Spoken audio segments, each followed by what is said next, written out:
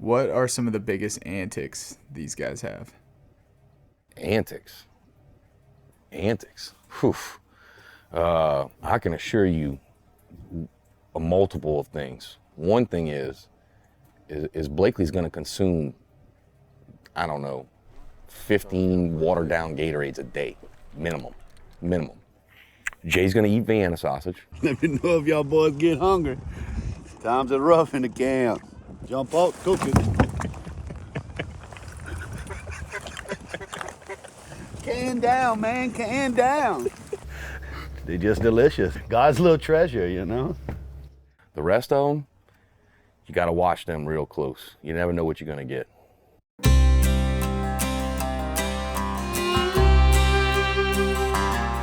That mossy old duck blind blends right in by the time they see it. It's a sin, shoot where they're going, not where they've been. There's steam rolling from the top of the blind, fresh duck cut up, tastes just right.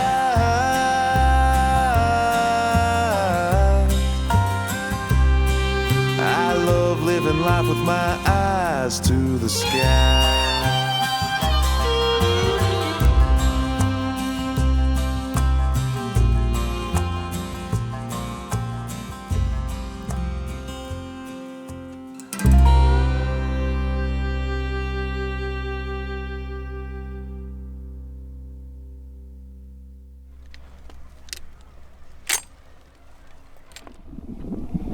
All those old pictures you see in your dads and your grandpas at the hunting camp and so on. Like one day we're gonna look back at pictures we took at this camp. Maybe our sons and daughters will look at those guys. It's that time they filmed that show. Remember that time they filmed that show? They talked about it for 20 years every Christmas. I've heard the story a million times. I'm sick of that damn story. And them two yahoos over there beat us at cards last night, so they decided to let us hunt together this morning. Ooh. Cut that one out.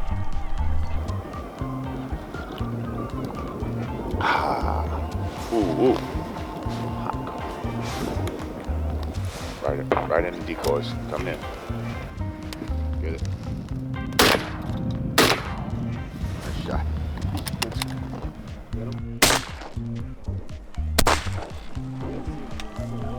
I think that's pool duty. Come on, birds. Where you at, bro? We're out on the marsh right now with this beautiful sunrise and just enjoying being in the outdoors. Go right here, Jay. Right here. On the left.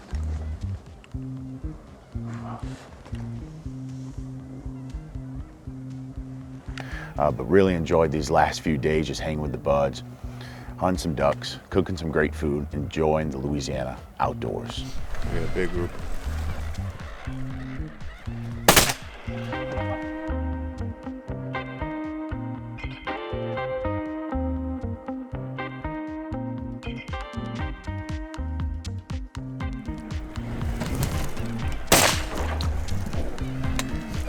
Get out of here.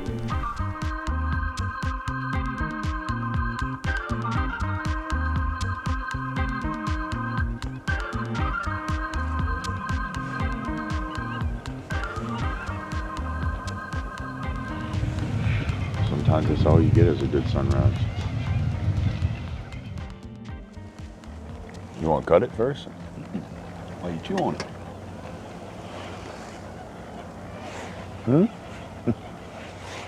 Sucking on that thing like a Vienna sausage, bro. Careful, you're gonna inhale that thing.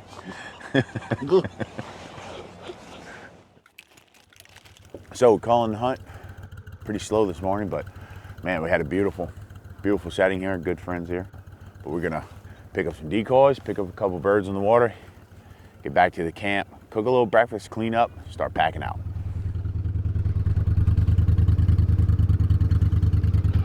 Beautiful Drake.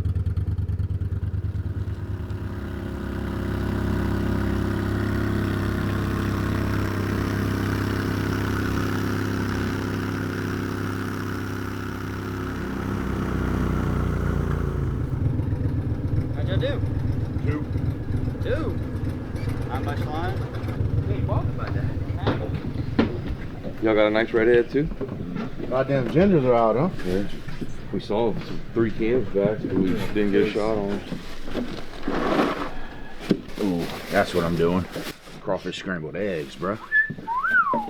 Get on that, huh? Yeah, I see crawfish scrambled eggs. I ain't mad at nobody. So we're back at the camp after the hunt. The guys are loading out, so I've decided just to cook a spicy crawfish scrambled eggs that we're gonna bake in the oven with cheese, a little bit of bacon, some red peppers, andouille spice, and salt and pepper. I think one of the fun things about these types of breakfasts, especially on the last days, you typically have a little bit of this here, a little bit of that there, maybe some leftover things that you've refrigerated or put in your cooler. And this is a perfect time to add it into your breakfast in the final hunt, kind of clean out that cooler, if you will. Just so happens, I had 2 pounds of crawfish tails, and when I popped open my cooler, I was like, this is going to be perfect for breakfast today. So we want to start with the bacon. Again, this is only about a half a pound of bacon, so it's not going to be super bacony, if you will, but I want to just render that fat from the meat. I want it to be crispy, I want it to be fully rendered out, just so when you get a bite into those eggs, you get a little bit of crispy texture from that bacon. I like to add a couple pads of butter into the fat, let that melt down just a touch, then in go my crawfish tails. I think Louisiana harvests the most crawfish in the entire world, and it's just awesome to fold this in to this breakfast at this duck camp. If you don't have crawfish tails at your local grocery like I do, go ahead and substitute shrimp or crab meat into this recipe. As that crawfish is sauteing in bacon fat and butter, I'm gonna let it do its thing for 2 or 3 minutes. And then I'm gonna add all these red peppers right into my pan. This is looking perfect. I'm gonna add a little bit of andouille spice into this mixture. I want it to be a little bit spicy, but this blend also has a nice balance of heat, smoke, and sweet and salt, so it should go perfectly with this crawfish. My mouth is watering just smelling this right now, so let's crack some eggs and get this casserole cooking. I got about 18 eggs here. I don't want all of them to cook before I finish cracking my eggs, so I just turn the pan off and let it rest, and then I'll turn it back on and get it scrambled.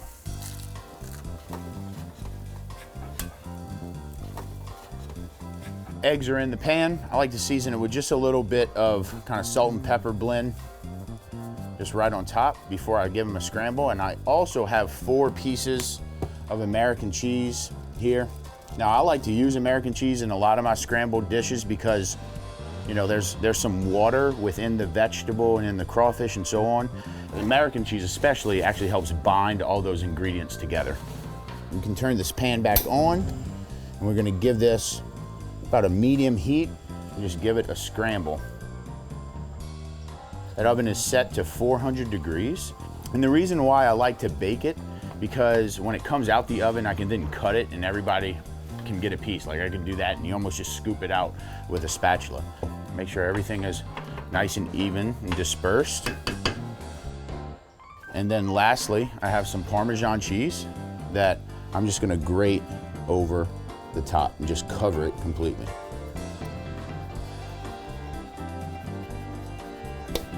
Now I'm gonna bake this in the oven at 400 degrees for 15 minutes.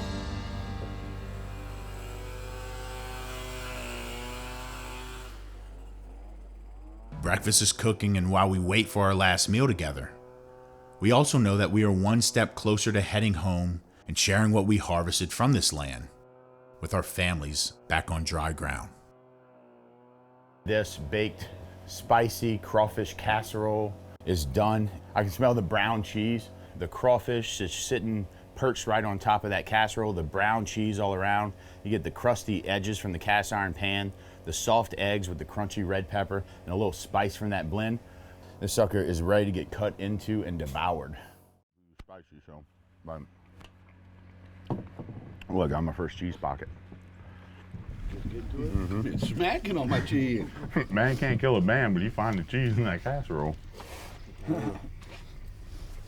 Mm-hmm. Oh, you got a nice little egg white right there too. Yes, sir.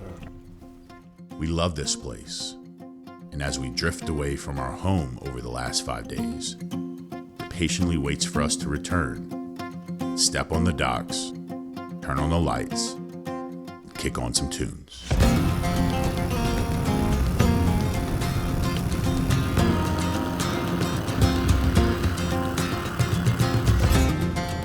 Can you imagine doing the same things that you did as a child?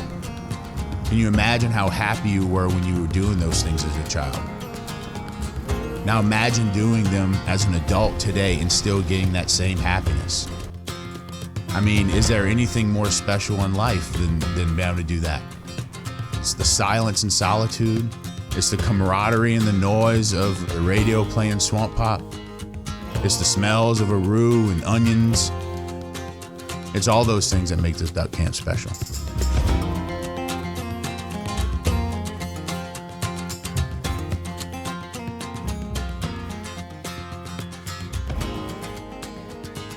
No trip to the duck camp is complete without a trip to Bayou Delight restaurant for their famous fried chicken, frog legs, and other Cajun delicacies.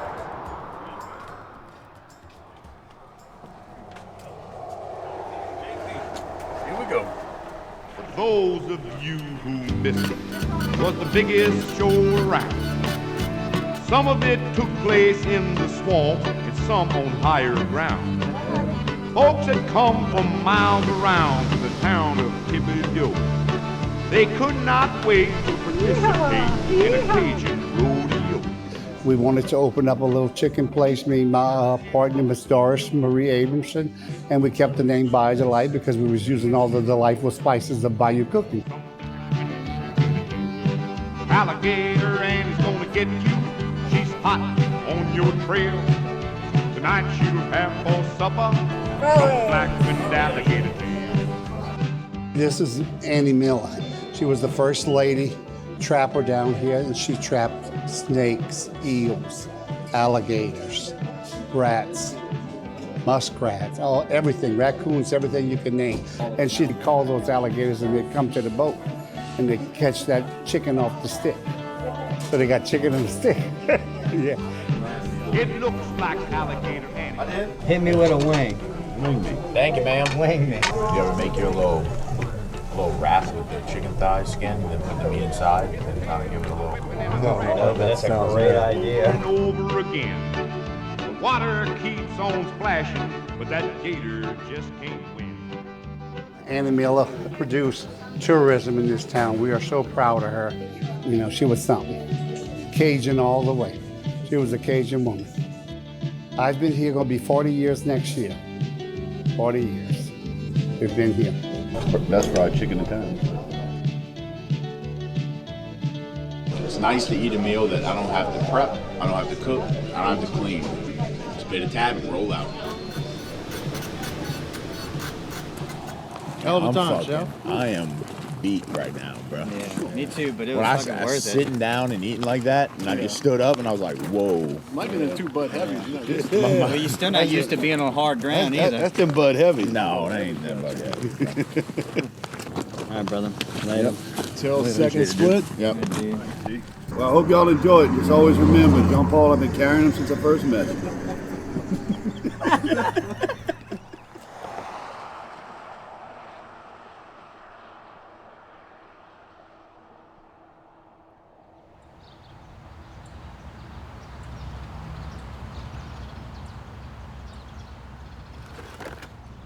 So we got our catfish out of the ice chest and on the cutting board, and I broke out the electric knife for this project because just good bit number of fish, and sometimes these catfish bones can be hard to cut through, but we'll see how it goes right here with this little bad boy.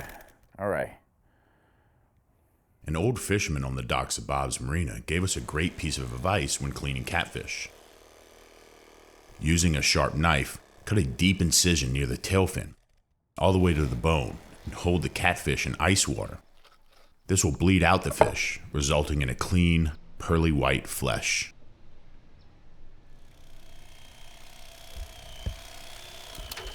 Uh-oh.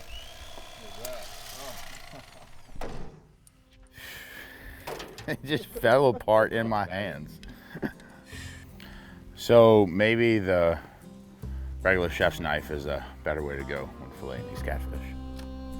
If you drive around here on holidays or weekends, you'll see the boiling pots on the driveway, you'll see the barbecue pits going, it'll be crabs or shrimp or crawfish.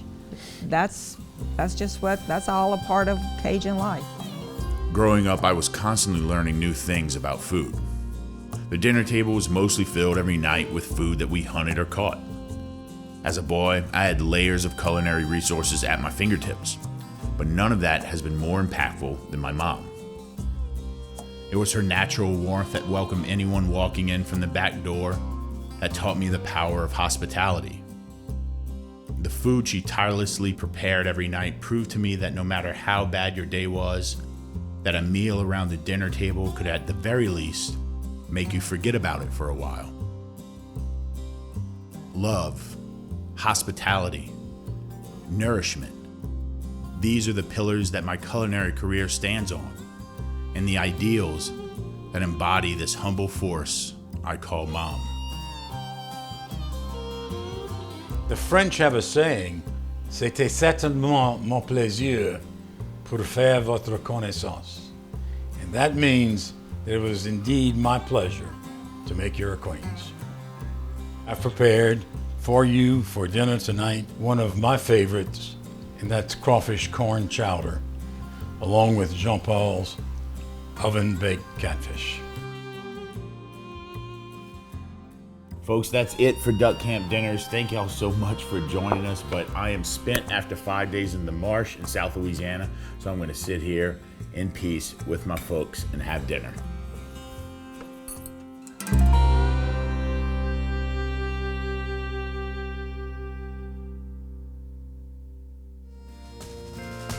I'm American, I'm Cajun, and I'm proud. When I sing it to the world, I sing it loud. Born in the great United States in Louisiana that I love without a doubt. Where mom and papa raised and loved their children so. Where the rice and sugar cane and crawfish grow. It's the only place for me, and when I die, that's where I'll be. I'm American, I'm Cajun to my soul. Je suis fier comme je suis un Américain. Et je suis fier tant comme je suis un Cajun. Et chaque jour je suis content. Je suis un Cajun, c'est dans mon sang, merci.